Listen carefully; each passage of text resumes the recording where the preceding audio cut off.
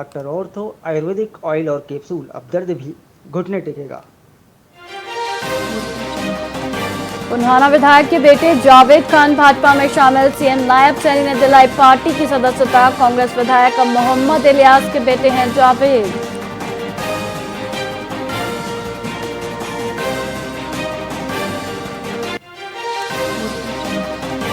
करनाल में कुछ जाने के बाद सोहन राणा का पलटवार। सोहन राणा ने एमएलए योगेंद्र राणा को बताया गद्दार। विधायक बोले सर्व समाज से चलती है राजनीति।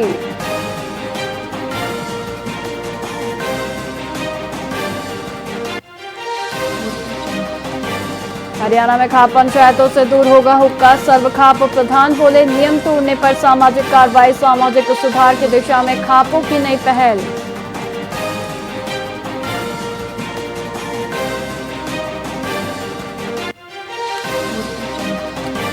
हरियाणा बिजली विभाग में बड़ा फेरबदल। 13 एक्सीएन अधिकारियों को ऐसी पदोन्नति मिली।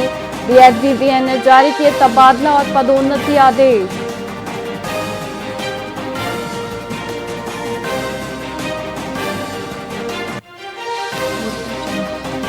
हरियाणा के 6 जिलों में बारिश। यमुनानगर में बारिश का येलो अलर्ट जारी। 28 जुलाई से भारी बारिश का अनुमान।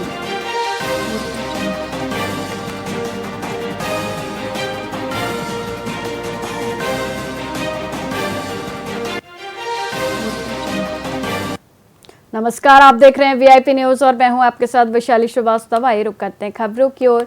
हरियाणा के समालखा के चुलकाना गांव में केंद्रीय कैबिनेट मंत्री मनोहर लाल खट्टर ने सिलाई प्रशिक्षण केंद्र का उद्घाटन किया।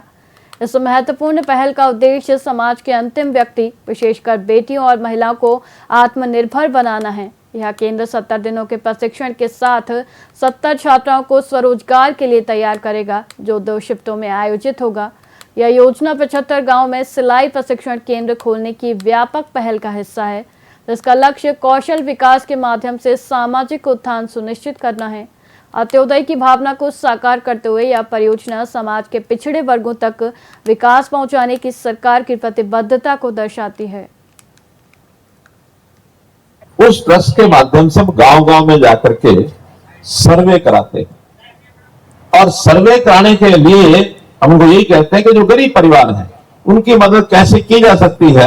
अब वो घर घर डोर टू डोर जाकर के बताते हैं कि ये गरीब परिवार हैं, इनके बच्चे पढ़े लिखे हैं, कोई 10वीं है, कोई 12वीं है, कोई ग्रेजुएट है, ये कुछ ना कुछ काम सीखना चाहते हैं, हुनर सीखना चाहते हैं, इनके लिए कोई व्यवस्था करा दें। काम और भी बहुत है, लेकिन एक काम ये है। और जो अभी तक हमारे लगभग 35 के आसपास सर्वे करने वाले बच्चे बच्चियां अपने इस इलाके के, वो हमने उस ट्रस्ट में लगाए हैं। हम सबका सौभाग्य है। मैं अपने आप को भी बड़ा खुशकिस्मत समझता हूं कि मेरा राजनीति में प्रवेश इनके माध्यम से हुआ।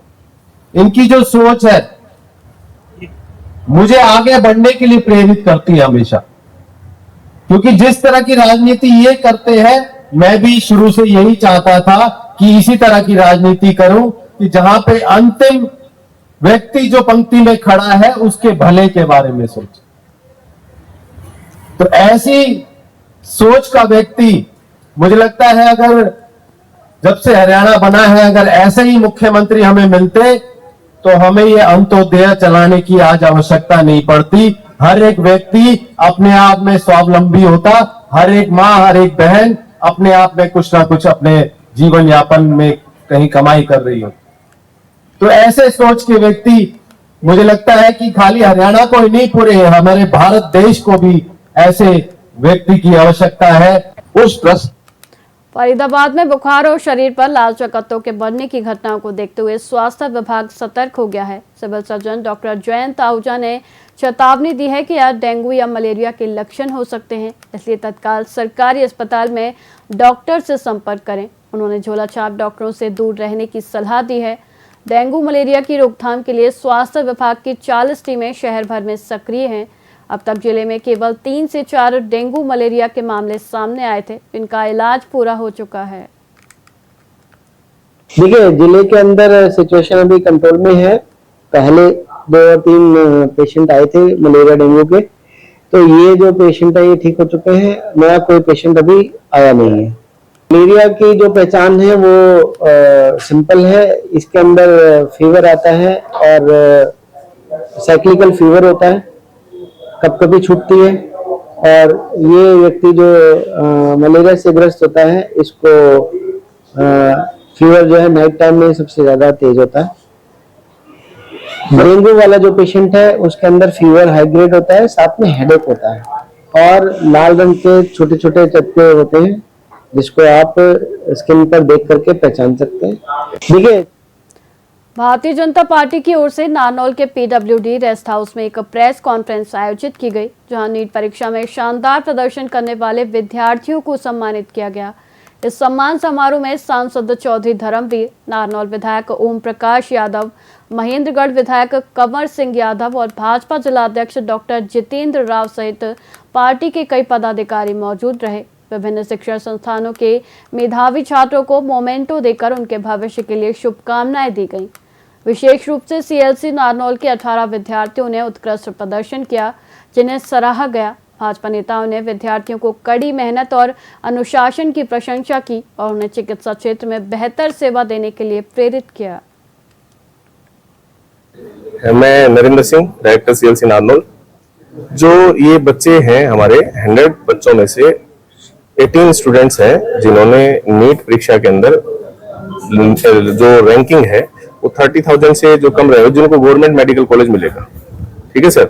और इन बच्चों की मेहनत है, डेडिकेशन है। मैं तो सारा श्रेय इनके बच्चों के अभिभावक हैं, जो पेरेंट्स हैं उनको, और इनके जो टीचर्स हैं जिन्होंने मेहनत की, और ये बच्चे तो हैं ही सर, इन्हीं को सारा श्रेय देना चाहूंगा। सीएलसी नारनौल से मैंने अभी जो रैंकिंग आई है, कितना रैंकिंग आई है? 1010। 1010 है। ये क्या टॉपर है या टॉपर? क्या कहना चाहेंगे विशेषकर अपने उम्र जो बच्चे हैं उनको? अच्छे से तैयारी करो और अपने पास जो टीचर्स जो समझाते जाते हैं उस तरीके को फॉलो करते रहो। ये जो अचीवमेंट अभी आपको मिला है, इसको सबसे ज्यादा जो श्रेय है वो किनको देना चाहेंगे आपको? सीएलसी नारनौल से मैंने की थी ऑफलाइन कोचिंग। एंड पूरे देश में और अपनी इस लोकसभा में सबसे ज्यादा बच्चे महेंद्रगढ़ में पास हुए हैं। 315 बच्चों की लिस्ट तो हमारे पास है। उनको में से कुछ एक बच्चों को सम्मानित करना था। हम आए तो इसलिए थे, आने के बाद आप लोगों से मुलाकात होगी। ये किस किस प्राइवेट इंस्टीट्यूट के बच्चे थे? ये हमारा महेंद्रगढ़ जिले के इंस्टीट्यूट का नाम हमें नहीं पता। ये हमारे जिले के बच्चे हैं, हरियाणा प्रदेश के बच्चे हैं, जिस देश के बच्चे हैं। सर एक सीएलसी है, ये है, अगर आपके पास भी उनकी लिस्ट हो तो हम आपको टाइम बता देंगे, हम उनको भी सम्मानित करेंगे। मैं